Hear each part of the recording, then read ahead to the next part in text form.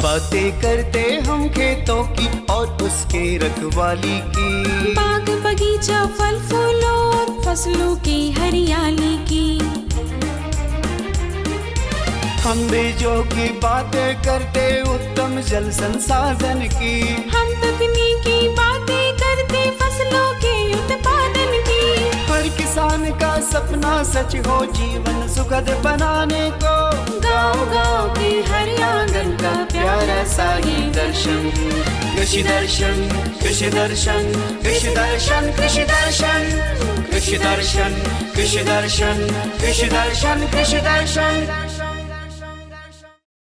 खेतों की रखवाली करता कहलाता वो अन्न का दाता, धूप छांव हो या हो बारिश इनको कोई रोक ना पाता। नमस्कार, कार्यक्रम कृषि दर्शन में सभी किसान भाई बहनों का स्वागत है। किसान भाइयों, आज हम बात करेंगे धान फसल के देखभाल की और कीट नियंत्रण की, साथ ही साथ झाड़ीदार फ्रेंच बीन के बारे में। लेकिन सबसे पहले देख लेते हैं कृषि समाचार।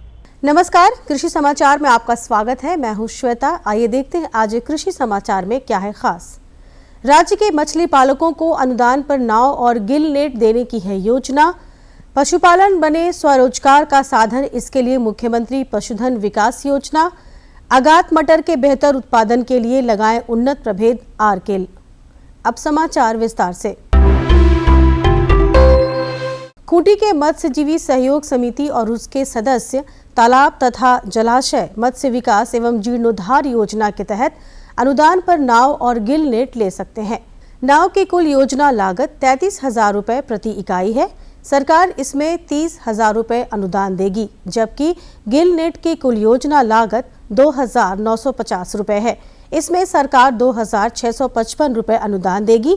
लाभ लेने के लिए जिला मत्स्य कार्यालय से संपर्क कर सकते हैं।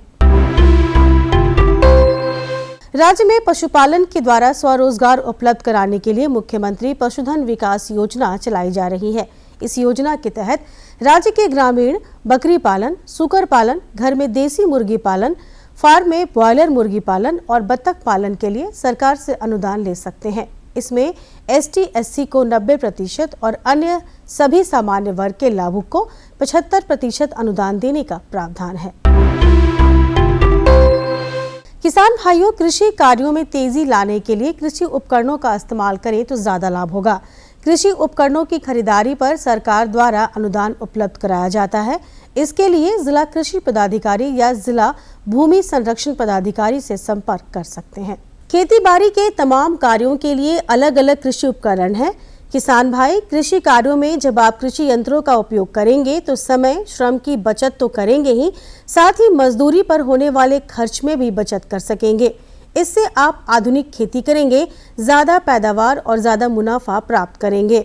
मक्के में अभी मुख्यतः निकाई गुड़ाई कंप्लीट कर लें और मिट्टी चढ़ा दें, और जो आपका सेकंड डोज नाइट्रोजन है 30 किलोग्राम, तो उस नाइट्रोजन को आप यूरिया के माध्यम से आप उसको दें और बढ़िया ढंग से मिट्टी चढ़ा लें। और प्रयास रखें कि अगर गाभे में कुछ कीड़े दिखाई दे रहे हैं तो वहाँ पर आप फोरेट का यूज कर सकते हैं। अगर फोरेट नहीं चाहते हैं तो वहाँ पर आप किरासन तेल और बालू में मिला करके उसके गाभे में दें, जिससे कीड़े रोके जा सकें। राज्य के जो किसान मटर की आगात खेती करना चाहते हैं, वे 15 सितंबर तक बुआई का काम पूरा कर लें। आगात मटर के बेहतर उत्पादन के लिए अनुशंसित प्रभेद है आरकेल। आगात मटर की बुआई में 80 से 100 किलोग्राम बीज प्रति हेक्टेयर की दर से लगाएं। बुआई में कतारों के बीच 30 से 45 सेंटीमीटर और पौधों के बीच 10 से 15 सेंटीमीटर की दूरी रखें। आगात मटर के अनुशंसित उन्नत प्रभेद आरकेल की उत्पादन क्षमता 80 से 100 क्विंटल प्रति हेक्टेयर है। धान की खेती के लिए खेत में पर्याप्त जल जमाव होना चाहिए। वर्षा जल को रोकने के लिए खेत का मजबूत होना जरूरी है। किसान भाइयों, आप अपने खेत में मेड़ बनाने के लिए कृषि उपकरण बंड फार्मर का उपयोग कर सकते हैं। आज हम जानेंगे रासायनिक दवा के बिना भिंडी फसल को कैसे कीट मुक्त रखें। किसान भाइयों, आप अपने भिंडी फसल लगे खेतों में पक्षियों को बैठने के लिए पक्षी आश्रय स्थल बनाएं। प्रति एकड़ की दर से 5 पक्षी आश्रय स्थल बनाएं। ये पक्षी फसल में लगने वाले कीटों को मारकर खाएंगे। इससे फसल कीट मुक्त रहेगा। और अब एक नजर राज्य के 5 प्रमुख शहरों के मौसम के मिजाज पर। आज राज्य के 5 प्रमुख नगरों के अधिकतम और न्यूनतम तापमान कुछ इस प्रकार दर्ज किए गए। रांची का अधिकतम तापमान 28 डिग्री सेल्सियस और दर्ज किया गया। कृषि समाचार में आज इतना ही। अगले दिन अगले अंक में फिर मिलेंगे कुछ नई जानकारियों के साथ। तब तक के लिए दीजिए इजाजत। नमस्कार, जोहार। कृषि समाचार में किसान भाइयों, आपने देखा मौसम का मिजाज, मंडी भाव और कृषि जगत में क्या कुछ नया हुआ है उसके बारे में जानकारी देंगे। लेकिन उससे पहले छोटा सा विराम, कहीं मत जाइएगा, क्योंकि विराम में भी आपके लिए संदेश। क्रांति, एक नए युग का आगाज। मधु क्रांति विकास के नए रास्ते खोल रही है, मधुमक्खी पालकों के जीवन स्तर को बेहतर बना रही है, साथ ही पूरी दुनिया में शहद के क्षेत्र में भारत को एक नई पहचान दिला रही है। भारत सरकार मधुमक्खी पालकों की आय को बढ़ाने और उन्हें आत्मनिर्भर बनाने के उद्देश्य से देश में मधुमक्खी पालन के संवर्धन और विकास के लिए सभी आवश्यक सहायता प्रदान कर रही है। माननीय प्रधानमंत्री के दूरदर्शी नेतृत्व में कृषि सहित मधुमक्खी पालन को बढ़ावा देने के लिए अनेक कदम उठाए गए हैं। किसान तरक्की की राह पर आगे बढ़ रहे हैं। अगर कोई सक्सेस स्टोरी मीठी मुस्कान भी बिखेरे और स्वाद में भी मिठास भरे, तब तो आप इसे जरूर सोने पर सुहागा कहेंगे। हमारे किसान इन दिनों शहद के उत्पादन में ऐसा ही कमाल कर रहे हैं। शहद की मिठास हमारे किसानों का जीवन भी बदल रही है, उनकी आय भी बढ़ा रही है। मधुमक्खियां न सिर्फ शहद देती हैं, बल्कि पर्यावरण और कृषि के लिए भी आवश्यक हैं। यूं तो भारत में लंबे समय से लोग मधुमक्खी पालन का काम पारंपरिक तरीकों से करते आ रहे हैं, लेकिन आज के समय में इस क्षेत्र में अपार संभावनाएं भी हैं और जरूरत भी है। मधुमक्खियों की इसी जरूरत और योगदान का जश्न मनाने और इसे और बारीकी से समझने के लिए ही मनाया जाता है विश्व मधुमक्खी दिवस। इसी आवश्यकता को समझते हुए 2020 में राष्ट्रीय मधुमक्खी पालन और शहद मिशन की शुरुआत हुई। उद्देश्य स्पष्ट था, मधुमक्खी पालन के कार्य को वैज्ञानिक और तकनीकी रूप से विकसित करना और ज्यादा से ज्यादा लोगों को इसके लिए प्रोत्साहित करके मधु क्रांति के सपने को साकार करना। मधुमक्खी पालन से मिलने वाले उत्पाद जैसे शहद, बी वैक्स, रॉयल जेली और पॉलन आदि कई क्षेत्रों में प्रयोग किए जाते हैं। माननीय प्रधानमंत्री जी के प्रोत्साहन से और कृषि मंत्री जी के मार्गदर्शन से आज राष्ट्रीय मधुमक्खी पालन और शहद मिशन सफलता का पर्याय बन चुका है। न केवल ये देश के किसानों के लिए आय बढ़ाने का एक साधन बना है, बल्कि तमाम लोगों के जीवन को बेहतर बनाने के साथ साथ देश के आर्थिक विकास में भी योगदान दे रहा है। 2013-14 में उत्पादन 76,000 मीट्रिक टन से बढ़कर 2022-23 में 1,40,000 मीट्रिक टन से अधिक हो गया है।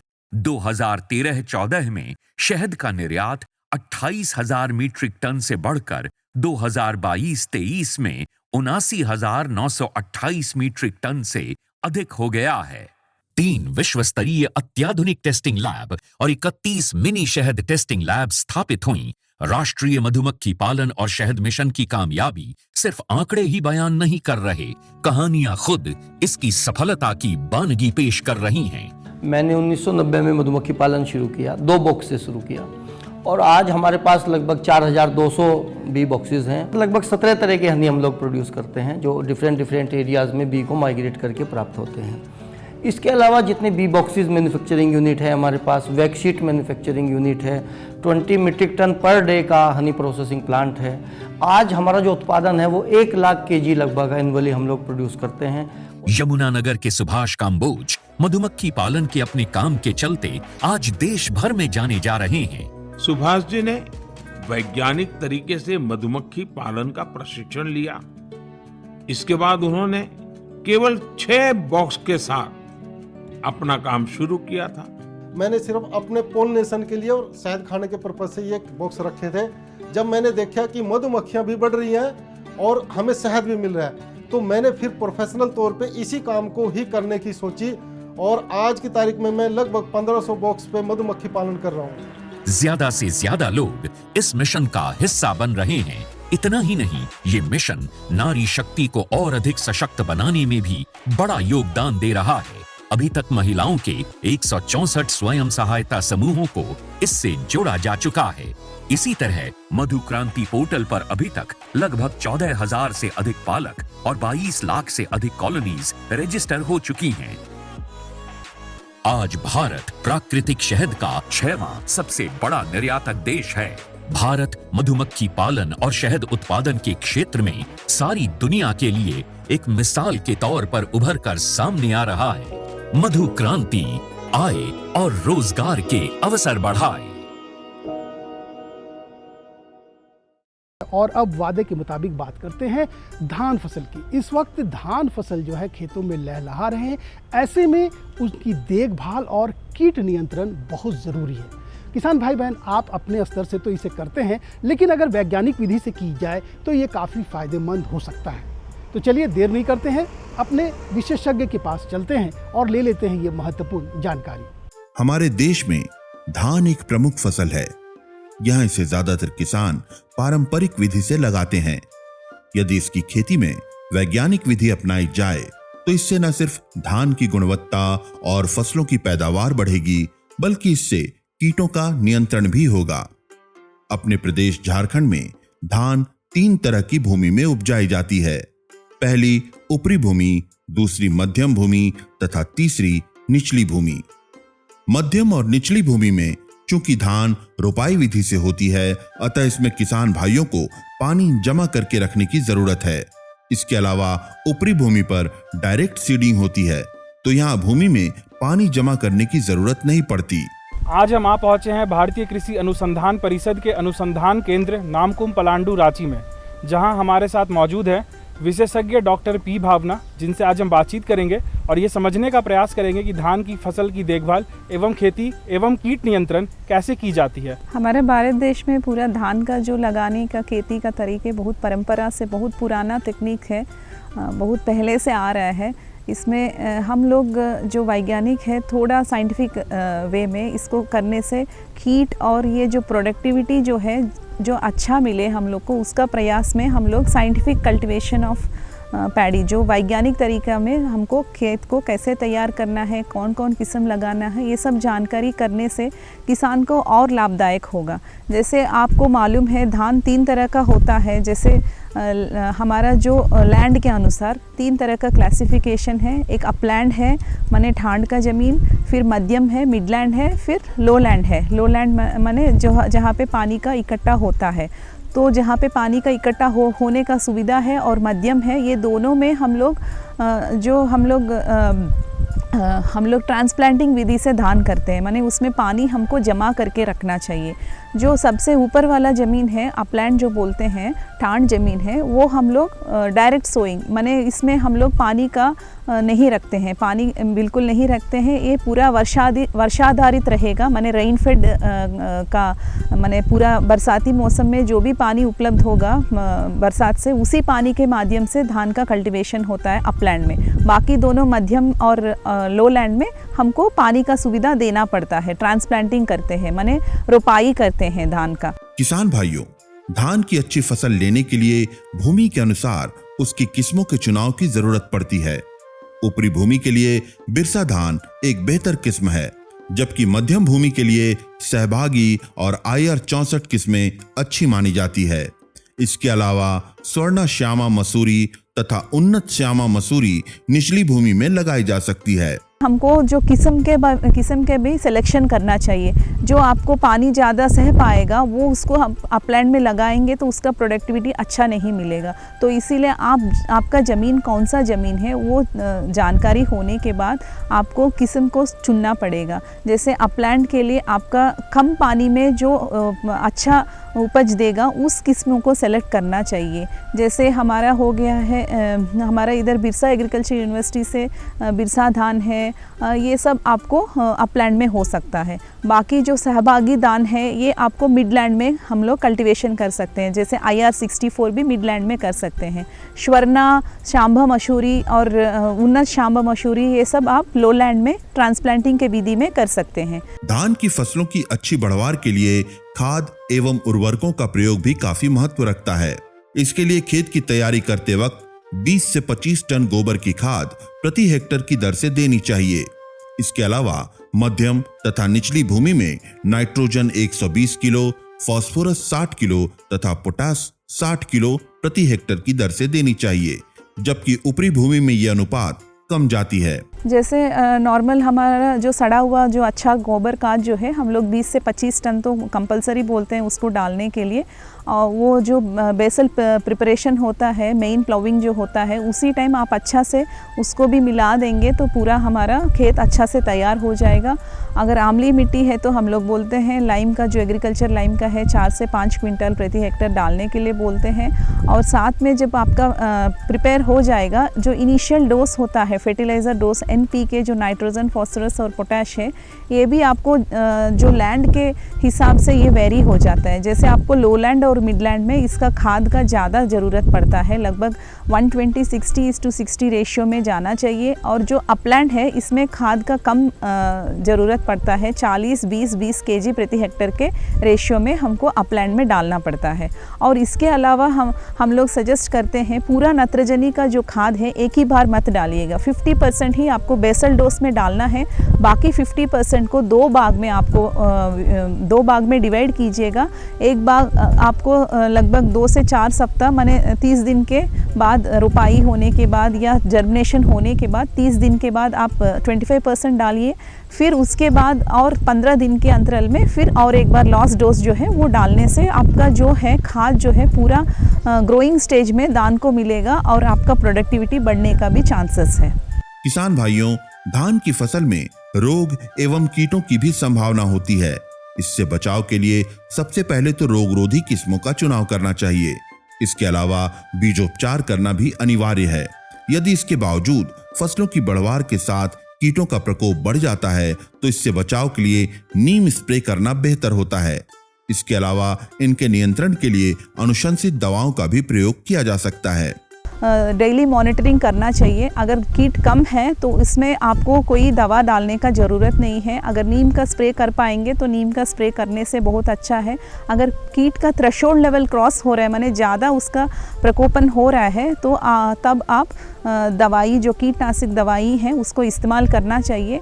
जैसे आपको झुलसा रोग होता है, ब्लास्ट बोलते हैं उसको, उसके लिए आपको कार्बनडिज़म डालना चाहिए। फिर आपका जो हो गया है कीट के लिए रस चूने वाले के लिए आपको क्विनोलफॉस का स्प्रे करना चाहिए। और जो छेद करता है, जो पत्ता खाता है, उसके लिए मोनोक्रोटोफॉस का आपको स्प्रेइंग करना चाहिए। इस तरह आपको जो कीट और रोग को आइडेंटिफाई करना चाहिए और वो दवा को आपको इस्तेमाल करना चाहिए। जैसे फॉल्स मट हो गया, फॉल्स मट आपको जो बाली आता है उसके बाद आता है तो उसके लिए आपको बैविस्टीन का स्प्रे करना चाहिए। और बैक्टीरियल डिसीज़ है तो आपको स्ट्रेप्टोसाइक्लिन का स्प्रेइंग करना चाहिए।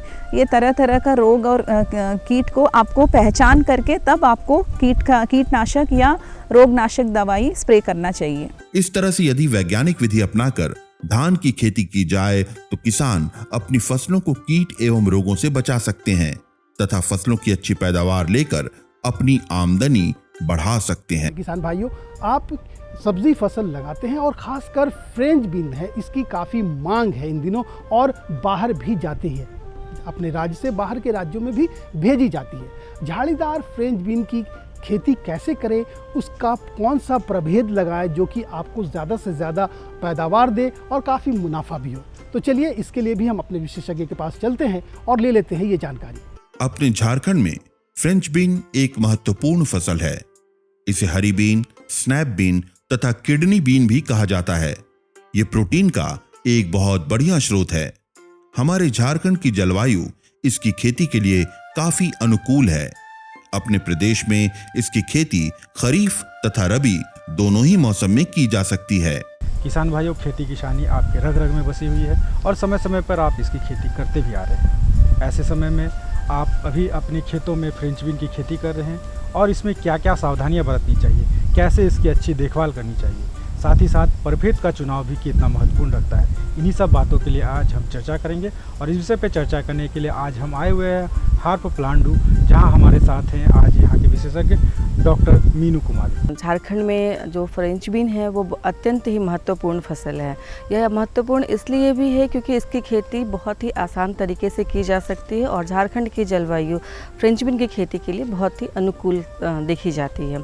इसलिए भी क्योंकि भारत के कई राज्यों में इसकी खेती आप सिर्फ एक सीज़न में यानी कि एक आप रबी फसल में ले सकते हैं, लेकिन आप झारखंड में इसकी फसल रबी हो, खरीफ हो और जिसको कहते हैं जायद, आप उस सीज़न में भी ले सकते हैं। अत्यंत महत्वपूर्ण ये है कि किस तरह किस्मों का चुनाव किया जाए। तो जैसा कि आज कहा जा रहा है कि हम लोग आपको झाड़ीनुमा फसलों को, झाड़ीनुमा जो फ्रेंच बीन की किस्में हैं उसके बारे में बताएंगे और कैसे इसकी तैयारी खेती की जानी चाहिए इसके बारे में भी विस्तार से बताएंगे। तो सबसे पहले हम आपको ये कहना चाहते हैं कि आप फ्रेंच बीन की खेती सिर्फ इसलिए भी ना करें कि आपको इसका व्यावसायिक ढंग से करना है, बल्कि इसलिए भी करें क्योंकि यह अत्यंत प्रोटीन युक्त फसल है और इसे आप जब आप लेते हैं तो आपके कहीं ना कहीं जो पोषण की समस्या है उससे भी आपको मिल जाता है कि आप प्रोटीन युक्त फसल ले रहे हैं। इसकी खेती के लिए मृदा का चुनाव करते वक्त ये ध्यान देने की आवश्यकता है कि मृदा का पीएच मान 6 से 7 हो तथा भूमि में जल जमाव की स्थिति न हो। इसकी खेती के लिए बलुई दोमट मिट्टी बेहतर मानी जाती है। इसकी खेती यदि खरीफ में की जाती है तो लत्तेदार किस्मों का चुनाव करना चाहिए, जबकि रबी के मौसम में झाड़ीदार किस्मों का चुनाव बेहतर होता है। तो हम लोग बात करते हैं इसकी मृदा के बारे में कि कैसे मृदा का चुनाव करना चाहिए। तो जो पीएच सो कहते हैं हम पीएच मानक, तो वो 6 से 7 होती है, जो कि सामान्यतः सभी जगह पर होती है। और जो आपके खेत होनी चाहिए वहाँ पानी का जमाव नहीं होना चाहिए, इस बात का अत्यंत ध्यान रखें आप।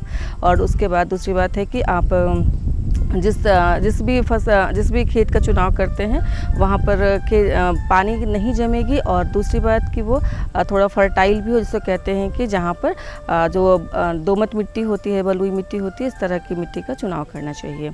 और हम अगर जो मौसम की बात करें तो खरीफ अगर मौसम की बात करते तो वहाँ पर लता वाली किस्मों का चुनाव करना चाहिए, लेकिन सामान्यतः जो फ्रेंच बीन होती है, जो फरस बीन होती है, इसका खेती रबी मौसम में सबसे ज़्यादा लाभकारी देखा गया है। तो जब हम इसे कहते हैं कि आप इसको रबी के फसल के लिए चुनाव करें तो बहुत ही ज़रूरी है कि किस समय इसका जो आपका बुआई करना चाहिए और कितने जो दूरी रहनी चाहिए पौधे से पौधे, इसका अत्यंत ही महत्वपूर्ण ध्यान रखना चाहिए। किसान भाइयों, फ्रेंच बीन की खेती में प्रभेद का चुनाव बहुत ही महत्वपूर्ण होता है। इसके लिए कई तरह के प्रभेद हैं, जैसे स्वर्णप्रिया, अलका अर्जुन, काशी परमहंस तथा काशी संपन्न आदि।